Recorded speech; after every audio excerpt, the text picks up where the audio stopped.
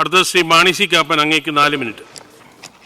Sir, കേരളത്തിൻ്റെ ബഡ്ജറ്റിൽ പ്രതിപാദിച്ചിരിക്കുന്ന നികുതി നയങ്ങൾക്കെതിരെ ശക്തമായ ആശങ്കകളാണ് ജനങ്ങൾക്കുള്ള ഇടയിലുള്ളത്. പ്രത്യേകിച്ച് ചരക്ക് സേവന നികുതി, വിൽപ്പന നികുതി, ഭൂനികുതി തുടങ്ങിയ കാര്യങ്ങളിൽ. സർ, 2025-26 കേരള ബഡ്ജറ്റിൽ ഭൂനികുതി 50% വർദ്ധിപ്പിക്കാനുള്ള തീരുമാനത്തെ ഞാൻ ശക്തമായി എതിർക്കുന്നു. ഈ നയം ഒരു സാമ്പത്തിക ബാധ്യത മാത്രമല്ല, സാധാരണ ഭൂവുടമകളുടെയും കർഷകരുടെയും ഇടത്തരക്കാരെയും ആനുപാതികമായി ബാധിക്കുന്ന ഒരു കാര്യമാണ്. സർ, അതുകൊണ്ട് സർക്കാർ ഈ തീരുമാനം പുനഃപരിശോധിക്കാനും നമ്മുടെ കേരളത്തിലെ കഠിനാധ്വാനികളായ കർഷകർക്ക് അധികം സമ്മർദ്ദം ചെലുത്താതെ വരുമാനം വർദ്ധിപ്പിക്കാനുള്ള ബദൽ മാർഗങ്ങൾ ആരായാനും ഞാൻ സർക്കാരിനോട് അഭ്യർത്ഥിക്കുന്നു. സർ, എൻ്റെ നിയോജകമണ്ഡലമായ പാലായിൽ പിൽഗ്രിം ടൂറിസത്തിന് വലിയ സാധ്യതകളാണുള്ളത്.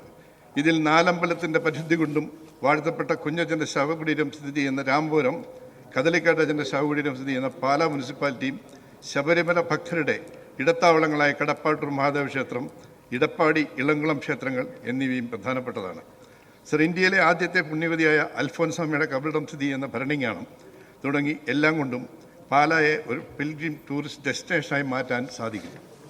സർ, മീനച്ചിലാറിൻ്റെ ഉത്ഭവസ്ഥലമായ ഇല്ലിക്കക്കല്ല്, മേലുകാവ് പഞ്ചായത്തിലെ ടൂറിസം സെൻ്ററായ ഇലവീഴ പൂഞ്ചിറ എന്നിവയെല്ലാം പ്രകൃതി സൗന്ദര്യം കൊണ്ടും തണുത്ത കാലാവസ്ഥ കൊണ്ടും ഇപ്പോൾ തന്നെ ധാരാളം വിനോദസഞ്ചാരികളെ ആകർഷിക്കുന്ന ടൂറിസ്റ്റ് കേന്ദ്രങ്ങളാണ്. ഇവിടെ അടിസ്ഥാന സൗകര്യങ്ങൾ മെച്ചപ്പെടുത്താൻ പ്രകൃതി സൗഹൃദമായി തന്നെ നമുക്ക് സാധിക്കും എന്നതുകൊണ്ട് കൂടുതൽ സൗകര്യങ്ങൾ വിനോദസഞ്ചാരികൾക്ക് വേണ്ടി ഏർപ്പെടുത്തണമെന്ന് ഞാൻ അഭ്യർത്ഥിക്കുകയാണ്. ബഹുമാനപ്പെട്ട മന്ത്രിയോട് ഞാൻ ഒരു അഭ്യർത്ഥന നടത്തിയിട്ടുണ്ട്.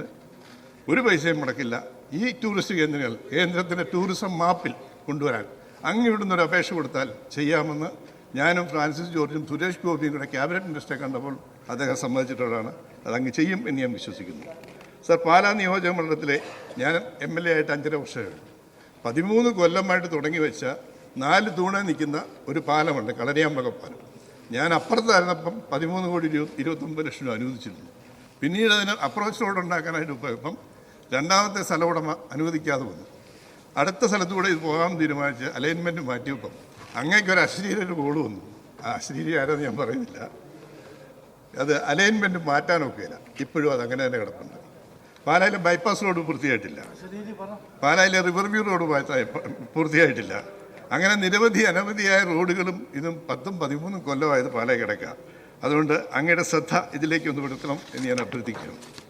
സർ, ബഡ്ജറ്റിൽ വലിയ തോതിലുള്ള നഗര പദ്ധതികൾക്ക് മുൻഗണന നൽകുന്നു. അതേസമയം ഗ്രാമീണ മേഖലയിൽ മോശം കണക്ടിവിറ്റിയും അടിസ്ഥാന സൗകര്യങ്ങൾ പോലും ഇല്ലാതെ ജനം ബുദ്ധിമുട്ടുകയാണ്. സർ, പൊതുമരാമത്ത് എല്ലാ പൗരന്മാർക്കും ജീവിതം മെച്ചപ്പെടുത്തുന്ന നിലയിൽ ശ്രദ്ധ കേന്ദ്രീകരിക്കേണ്ടതാണ്. ഈ മേഖലയിൽ കോടികൾ ചെലവഴിച്ചിട്ടും അടിസ്ഥാന സൗകര്യങ്ങളായ കാര്യത്തിൽ കേരളം ഇപ്പോഴും പ്രശ്നങ്ങൾ അഭിമുഖീകരിക്കുകയാണ്. സർ, പാലാ നിയോജകമണ്ഡലത്തിലെ ഏറ്റവും വലിയ ടൂറിസ്റ്റ് സെൻ്ററായ ഇലവീഴ പൂഞ്ചിറയിലേക്കുള്ള റോഡ് BMBC റോഡാണ്. അന്തിനാട് മേലുകാവ് റോഡ് 11 വർഷമായിട്ട് ഓവർലേ ചെയ്തിട്ടില്ല എന്നുള്ളത് ഖേദകരമാണ് എന്ന് പറയാൻ ഞാൻ ആഗ്രഹിക്കുകയാണ്. അങ്ങയുടെ ശ്രദ്ധയിൽ ഞാൻ പലപ്പോഴും പെടുത്തിയിട്ടുണ്ടെങ്കിലും ഒന്നും നടന്നിട്ടില്ല.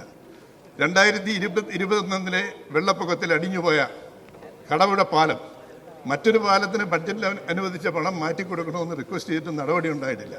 അതിന് നടപടി ഉണ്ടാകണം.